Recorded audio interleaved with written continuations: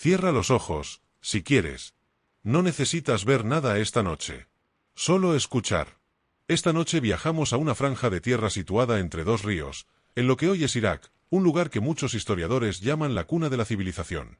Aquí, hace más de 5000 años, un pueblo aprendió a domesticar el agua de dos ríos indómitos, y con ese esfuerzo, construyó las primeras ciudades, los primeros templos y la primera escritura que conocemos. Vamos a hablar despacio, sin prisa, sobre cómo se cultivaba la tierra entre el Tigris y el Éufrates. Sobre la cebada que alimentó a un imperio, los canales excavados a mano, los escribas que anotaban cada saco de grano en tablillas de arcilla, y los dioses que, según se creía, habían enseñado a los hombres a arar. No hace falta que sepas nada de historia mesopotámica para seguir este relato. Solo déjate llevar, despacio, por el sonido de una civilización que aprendió a convertir un territorio árido en el granero del mundo antiguo. Puedes quedarte dormido cuando quieras. Esta historia seguirá ahí mañana. Almohadilla capítulo 1. La tierra entre dos ríos. La región que los griegos llamarían más tarde Mesopotamia, que significa literalmente entre ríos, se extiende entre el Tigris y el Éufrates, dos grandes cursos de agua que nacen en las montañas de Anatolia y descienden hacia el sur, hacia lo que hoy es el Golfo Pérsico. A diferencia de otras tierras fértiles de la antigüedad, aquí no existía una temporada de lluvias generosa ni un suelo naturalmente húmedo. El territorio era, en su mayor parte, una llanura seca, calurosa, expuesta a un sol implacable durante buena parte del año. Y sin embargo, esos dos ríos cargaban consigo algo capaz de transformar el desierto en tierra cultivable. Agua dulce, en grandes cantidades, disponible durante todo el año, si se sabía cómo capturarla y dirigirla. El problema era que el Tigris y el Éufrates no se comportaban con la regularidad amable de otros ríos históricos. Sus crecidas llegaban en primavera, cuando la nieve se derretía en las montañas del norte, justo en el momento menos conveniente para muchos cultivos, y su caudal podía variar enormemente de un año a otro, a veces con crecidas repentinas y violentas que arrasaban aldeas enteras, y otras veces con años de sequía que dejaban los canales casi secos. Domesticar esa agua impredecible, en lugar de limitarse a esperarla, se convirtió en la tarea central de toda la civilización que floreció en esta llanura. Y esa tarea exigió algo que pocas otras culturas antiguas necesitaron con tanta urgencia: organización a gran escala, cooperación entre aldeas, y una administración capaz de coordinar el trabajo de miles de personas. Almohadilla capítulo 2. Los canales y el agua domesticada. Desde épocas muy tempranas, los habitantes de esta llanura comenzaron a excavar canales que desviaban el agua de los ríos hacia sus campos, alejándose de la orilla natural. Los canales principales, los más anchos y profundos, solían ser obra de la administración central, ya fuera el palacio o el templo de cada ciudad, mientras que las acequias más pequeñas, las que llevaban el agua desde el canal principal hasta cada parcela individual, quedaban a cargo de las comunidades locales o de los propios agricultores. Los campos se diseñaban de forma alargada y estrecha, con uno de sus lados más cortos pegado directamente al canal de riego, de manera que el agua pudiera repartirse por gravedad a lo largo de toda la parcela sin necesidad de grandes esfuerzos. Cuando el nivel del canal no bastaba para regar por sí solo, los agricultores recurrían a un mecanismo que probablemente te resulte familiar si alguna vez has imaginado los campos de otras civilizaciones antiguas. Una especie de grúa sencilla, con un cubo en un extremo y un contrapeso en el otro, que permitía izar el agua desde el canal hasta el nivel del campo con relativamente poco esfuerzo. Mantener todo este sistema en funcionamiento no era una tarea menor. Los canales se llenaban de sedimento con el paso de las estaciones y debían dragarse periódicamente. Los diques que contenían las crecidas debían reforzarse antes de cada primavera. Y cualquier fallo en este mantenimiento, cualquier canal descuidado, cualquier dique débil, podía significar la diferencia entre una cosecha abundante y la ruina de una aldea entera. Por eso, la gestión del agua se convirtió, con el tiempo, en una de las responsabilidades más importantes de los gobernantes de las ciudades mesopotámicas, y también en una de las principales fuentes de conflicto entre comunidades vecinas que compartían un mismo canal. Almohadilla capítulo 3. El diluvio que recordaban las tablillas. Ya hemos dicho que el Tigris y el Éufrates no se comportaban con la regularidad tranquila de otros ríos históricos. Sus crecidas de primavera podían ser, algunos años, tan violentas y repentinas que arrasaban aldeas enteras en cuestión de horas, arrastrando casas de barro, graneros y ganado río abajo sin apenas dar tiempo a reaccionar. Este tipo de inundación catastrófica, poco frecuente pero devastadora cuando ocurría, dejó una huella profunda en la memoria colectiva de los pueblos que vivían junto a estos ríos. Entre las tablillas de arcilla que se han conservado hasta nuestros días, varias cuentan una misma historia, con pequeñas variaciones según la ciudad y la época. la de un diluvio enviado por los dioses para reducir a una humanidad que se había vuelto demasiado numerosa y ruidosa, y la de un único hombre, avisado a tiempo por una divinidad compasiva, que construyó una embarcación capaz de salvar a su familia y a un puñado de animales de cada especie. En la versión más conocida, recogida dentro de la epopeya de Gilgamesh, ese hombre se llama Utnapishtim, y su relato del diluvio y del arca que construyó guarda un parecido asombroso con otras historias de inundaciones universales que se contarían, siglos más tarde, en otras culturas de la región. No hace falta interpretar este mito como un registro histórico literal para entender lo que nos dice sobre la vida junto a estos dos ríos. Una civilización que dependía por completo del agua para sobrevivir, y que al mismo tiempo temía profundamente su poder de destrucción cuando esa misma agua se desbordaba sin control. El río que daba de comer era también el río que, de tanto en tanto, podía llevárselo todo. Quizá por eso, cada primavera, antes de que llegara la crecida, los agricultores mesopotámicos revisaban sus diques con un cuidado casi devoto, como quien se prepara para recibir a un invitado tan necesario como impredecible. Almohadilla capítulo 4. La cebada, reina de los campos. Con el paso de los siglos, los agricultores de esta región mesopotámica se convirtieron, casi sin proponérselo, en testigos silenciosos de un problema que se agravaba lentamente bajo sus pies. Cada vez que el agua de riego se evaporaba bajo el sol, dejaba tras de sí una fina capa de sales minerales. Año tras año, siglo tras siglo, esa sal se fue acumulando en el suelo, hasta volver improductivos campos que antes habían sido extraordinariamente fértiles. El trigo, uno de los primeros cereales cultivados en esta región, resultó ser bastante sensible a esa acumulación de sal. La cebada, en cambio, demostró una tolerancia mucho mayor, capaz de seguir produciendo cosechas decentes en suelos que ya habían empezado a salinizarse. Así, con el paso de las generaciones, los agricultores mesopotámicos fueron inclinándose cada vez más hacia la cebada como cultivo principal, relegando el trigo a un papel secundario. Las tablillas de arcilla que han sobrevivido hasta nuestros días muestran este cambio con una claridad notable. Registros antiguos que mencionan proporciones equilibradas entre trigo y cebada dan paso, con el tiempo, a registros donde la cebada domina de forma abrumadora. La cebada servía para elaborar el pan de cada día, y también, molida y fermentada, para producir cerveza, una bebida tan común en la vida cotidiana mesopotámica como el agua misma, consumida por hombres y mujeres, ricos y pobres, muchas veces con la ayuda de una simple caña que servía de pajita para colar los restos de grano flotando la superficie. Almohadilla capítulo 5. El arado sembrador. Uno de los inventos más ingeniosos que salió de estos campos fue un tipo de arado especial, capaz de arar la tierra y sembrar la semilla al mismo tiempo, en un solo movimiento.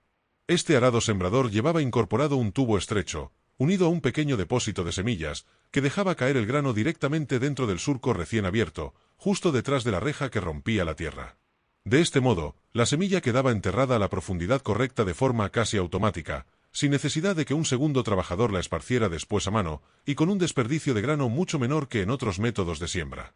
Este arado era un instrumento tan valioso para la economía de una ciudad mesopotámica que la temporada de siembra se inauguraba con una auténtica ceremonia religiosa. Se cuenta que, en algunas ciudades, era el propio rey quien tomaba el mango del arado sembrador para trazar el primer surco de la temporada, después de ofrecer sacrificios a los dioses para asegurar el éxito de la nueva cosecha. Un gesto simbólico que unía, en una sola imagen, el poder político, la fe religiosa y el trabajo agrícola más elemental. Detrás de ese primer surco ceremonial venían, día tras día, los bueyes y los campesinos encargados de arar y sembrar el resto de los campos de la ciudad, siguiendo el mismo método, surco tras surco, hasta que toda la tierra disponible quedaba sembrada antes de que pasara la ventana de tiempo adecuada. Almohadilla capítulo 6. Los jardines bajo las palmeras. Lejos de los grandes campos abiertos de cebada, más cerca de las casas y de los canales menores, los mesopotámicos cultivaban también jardines más íntimos, protegidos del sol abrasador por la sombra generosa de las palmeras datileras.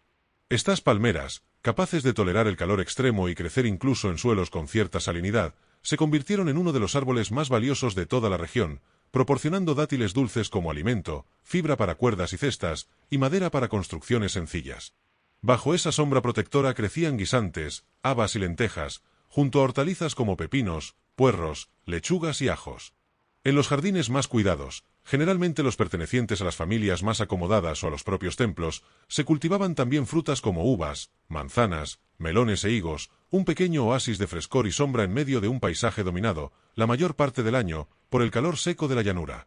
Este sistema de doble cultivo, con la palmera datilera formando un dosel protector sobre las hortalizas más delicadas, permitía aprovechar el mismo terreno en dos niveles distintos, obteniendo tanto la cosecha de dátiles en las alturas como las verduras y legumbres a ras de suelo, todo ello regado por la misma red de acequias que alimentaba los grandes campos de cebada.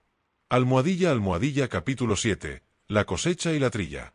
Cuando la cebada maduraba, generalmente hacia el final de la primavera, antes de que el calor del verano se volviera insoportable, los agricultores salían a los campos con hoces de sílex, o más adelante, de bronce, cortando los tallos dorados cerca de la base y dejándolos en pequeños haces sobre el propio campo para que terminaran de secarse bajo el sol.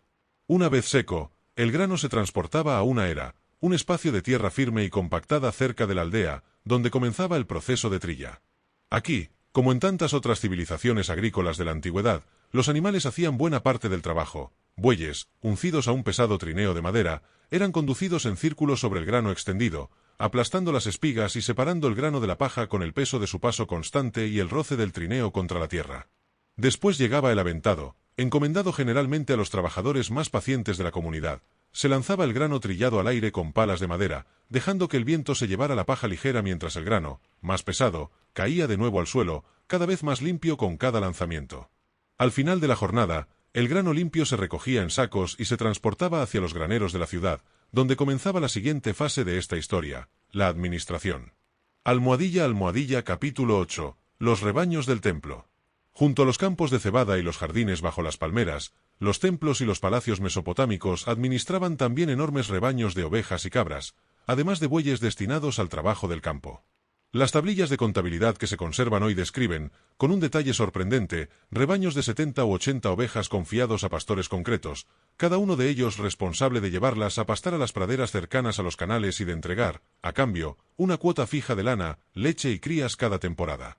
Las ovejas mesopotámicas no eran todas iguales. Los escribas distinguían cuidadosamente entre distintas razas y calidades, anotando en sus tablillas si un animal era de cola gorda, si producía una lana especialmente fina, o si pertenecía a una variedad de pelaje oscuro más apreciada para ciertos tejidos.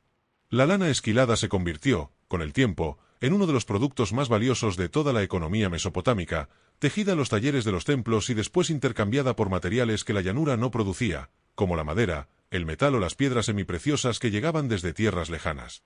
Los bueyes, por su parte, se reservaban casi siempre para el trabajo más duro, tirar del arado sembrador durante la siembra y arrastrar el pesado trineo de trilla sobre el grano durante la cosecha. Cuidar bien de estos animales, alimentarlos, protegerlos de enfermedades, era una responsabilidad tan importante para un administrador de templo como cuidar de los propios graneros de cebada, porque sin bueyes sanos, ningún campo podía ararse ni sembrarse a tiempo. Almohadilla capítulo 9. Los templos que administraban el grano. En las ciudades mesopotámicas, buena parte de la tierra cultivable no pertenecía a agricultores independientes, sino a grandes instituciones, el palacio del gobernante y, sobre todo, el templo dedicado a la divinidad protectora de cada ciudad. Estos templos, construidos alrededor de altas torres escalonadas que hoy conocemos como zigurats, funcionaban como auténticos centros económicos, con sus propios campos, sus propios rebaños, sus propios talleres y sus propios graneros, capaces de almacenar el excedente de toda una región. El grano que llegaba a estos graneros no se limitaba a esperar allí de forma pasiva. Una parte se redistribuía como ración para los trabajadores del propio templo, sacerdotes, artesanos, escribas y los numerosos peones agrícolas que no poseían tierra propia y trabajaban a cambio de una asignación fija de cebada, aceite y lana, entregada normalmente de forma mensual. Otra parte del grano se guardaba como reserva para los años de escasez, cuando una crecida insuficiente o una plaga arruinaban la cosecha esperada. Y otra parte más se destinaba al comercio, intercambiada por materiales que la propia Mesopotamia no producía, como la madera, el metal o la piedra, prácticamente ausentes en esta llanura de barro y cañaverales. Este sistema de redistribución, gestionado con un nivel de detalle asombroso, convirtió a los templos y a los palacios en el corazón económico de cada ciudad, y explica por qué tantas de las primeras ciudades del mundo surgieron precisamente alrededor de estos grandes centros de almacenamiento de grano. Almohadilla capítulo 10. Los escribas y las tablillas de arcilla. Administrar una cantidad tan enorme de grano, tierra, animales y trabajadores exigía un sistema de registro fiable. Y fue precisamente esa necesidad, según creen muchos historiadores, uno de los motores que impulsó la invención de la escritura en esta región más de 5000 años atrás. Los escribas mesopotámicos aprendían, tras años de formación, a presionar un punzón de caña sobre tablillas de arcilla húmeda, dejando marcas en forma de cuña que hoy llamamos escritura cuneiforme. Con este sistema, Anotaban con precisión cuánta cebada se había cosechado en cada campo, cuánta se había entregado como ración a cada trabajador, cuánta quedaba almacenada en cada granero, y cuánta se había prestado, con el interés correspondiente, a un agricultor necesitado. Entre los miles de tablillas que han sobrevivido hasta nuestros días, se conserva un texto especialmente curioso, que los historiadores llaman el Almanaque del Agricultor. Escrito en forma de consejo de un padre a su hijo, describe paso a paso cómo llevar a cabo una temporada agrícola modelo en el cultivo de la cebada, cuándo inundar los campos, cuándo dejar que se sequen antes de arar, cómo mantener alejados a los pájaros y a los roedores del grano recién sembrado, y cómo dejar descansar la tierra en barbecho para no agotarla. Gracias a este documento, y a otros parecidos, sabemos con un detalle notable cómo pensaban sobre su propio oficio los agricultores de una de las civilizaciones más antiguas del mundo. Almohadilla capítulo 11. Los dioses de la tierra fértil. Para los mesopotámicos, la agricultura no era solo una técnica aprendida de padres a hijos. Era también un regalo divino, enseñado a la humanidad por los propios dioses en un pasado remoto. Según los relatos que se conservan en tablillas de arcilla, fue el dios Enlil quien dio forma al azadón y probablemente también al arado, las primeras herramientas agrícolas, como modelo para que los hombres pudieran trabajar la tierra. Otro dios, Enki, asociado con el agua dulce y la sabiduría, encomendó a Asnan, la diosa del grano, la administración de los graneros y los almacenes de la humanidad. Según algunos de estos relatos, Asnan y Laar, el dios del ganado, fueron enviados juntos desde el cielo hasta la tierra, para que los seres humanos pudieran alimentarse tanto de cereales como de carne y leche. Cada ciudad mesopotámica organizaba festividades a lo largo del año agrícola para honrar a estas divinidades y asegurar su favor. Ofrendas de cebada, cerveza y dátiles en los templos, procesiones que recorrían los campos antes de la siembra, y celebraciones especiales en el momento de la cosecha, cuando la ciudad entera agradecía a sus dioses por haber sobrevivido. Una vez más, gracias al trabajo paciente de la tierra entre los dos ríos. Almohadilla capítulo 12. El precio de la fertilidad. Aunque el sistema de irrigación mesopotámico permitió sostener algunas de las primeras grandes ciudades del mundo, también llevaba en sí mismo una amenaza silenciosa, que solo se hacía evidente con el paso de generaciones. El riego constante, sin un drenaje adecuado, iba dejando en el suelo, año tras año, esa fina capa de sal de la que ya hemos hablado, un problema que los propios agricultores mesopotámicos observaron y registraron en sus tablillas mucho antes de que nadie entendiera del todo su causa exacta. Las tablillas de algunas ciudades del sur de Mesopotamia describen, con el paso de los siglos, un descenso constante en el rendimiento de los campos, y un abandono progresivo de tierras que antaño habían sido extraordinariamente productivas. Algunos historiadores creen que este lento proceso de salinización pudo haber contribuido al debilitamiento de algunas de las primeras ciudades sumerias, obligando a sus habitantes a depender cada vez más de la cebada tolerante a la sal, y a buscar nuevas tierras de cultivo más al norte, donde el problema aún no se había manifestado con tanta intensidad. Es una lección silenciosa que esta civilización nos dejó, sin saberlo, escrita en arcilla. Incluso el sistema de riego más ingenioso tiene un límite, y la fertilidad de una tierra, por generosa que parezca, no es un recurso infinito si no se cuida con paciencia. Almohadilla capítulo 13. El código de Hammurabi y el agua.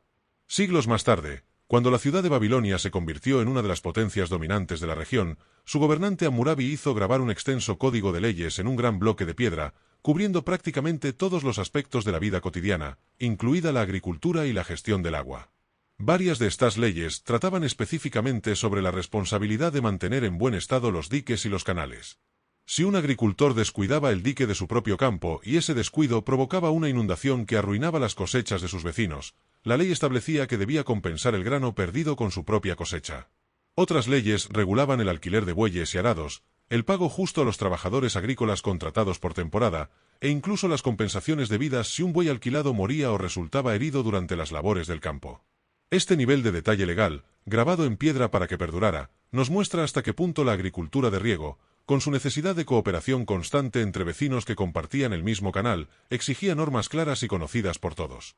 Sin esas reglas, el sistema que sostenía a toda una civilización podría haberse derrumbado por simples disputas entre agricultores vecinos. Almohadilla capítulo 14. Las piedras que recordaban los límites. Siglos después de que Hammurabi grabara sus leyes, en la época en que gobernaba en Babilonia la dinastía casita, se extendió la costumbre de marcar las donaciones reales de tierra con grandes piedras talladas, a menudo de piedra caliza oscura, que hoy llamamos kudurru. Cuando un rey concedía un campo a un noble, a un templo o a un funcionario leal, se grababa en una de estas piedras el tamaño exacto de la parcela, sus límites precisos respecto a los campos vecinos, y el nombre del beneficiario, junto con los símbolos de los dioses que quedaban como testigos eternos del acuerdo. Curiosamente, estas piedras no solían clavarse en el propio límite del campo, como uno podría imaginar, sino que se guardaban dentro de los templos, a la vista tanto de los sacerdotes como, según se creía, de los propios dioses representados en sus símbolos tallados. Una copia más sencilla, hecha de arcilla, quedaba en manos del propietario para su uso práctico en caso de disputa. Al final de la inscripción, era habitual grabar una larga lista de maldiciones dirigidas a cualquiera que en el futuro se atreviera a mover el límite del campo, borrar la inscripción o reclamar la tierra de forma indebida. Estas piedras nos hablan de una preocupación muy humana, que hemos visto repetirse de una forma u otra en cada civilización agrícola. La necesidad de que los límites entre un campo y el de al lado queden claros, registrados y protegidos de cualquier disputa futura, ya sea con leyes grabadas en piedra, con dioses tallados como testigos, o con maldiciones cuidadosamente redactadas para disuadir a cualquier vecino tentado a mover una piedra unos pasos de más. Almohadilla capítulo 15. Un legado escrito en arcilla. Hemos recorrido la tierra entre dos ríos, con sus canales excavados a mano y sus arados sembradores. Hemos escuchado el relato del diluvio que las tablillas recordaban con temor y respeto. Hemos visto cómo la cebada, tolerante a la sal, terminó por imponerse al trigo en unos suelos que se iban salinizando lentamente con cada temporada de riego. Hemos conocido los jardines bajo las palmeras datileras, los rebaños de ovejas confiados a los pastores del templo, los graneros que sostenían a toda una ciudad, y los escribas que anotaron, tablilla tras tablilla, cada saco de grano cosechado. Hemos escuchado los relatos de Enlil, Enki y Asnan, hemos visto cómo el propio Hammurabi grabó en piedra las reglas para compartir el agua en paz, y como generaciones más tarde, las piedras Kudurru siguieron protegiendo, con símbolos divinos y maldiciones grabadas, los límites entre un campo y el siguiente.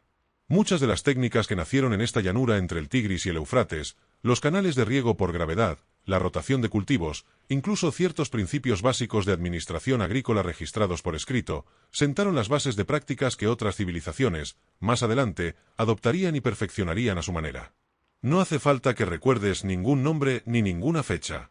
Solo quédate con la sensación, dos ríos anchos y lentos cruzando una llanura seca, canales de agua brillando bajo el sol, palmeras dando sombra sobre huertos tranquilos, y una ciudad entera, construida en barro, sosteniéndose gracias a la paciencia de quienes supieron domesticar un agua que nunca fue del todo previsible.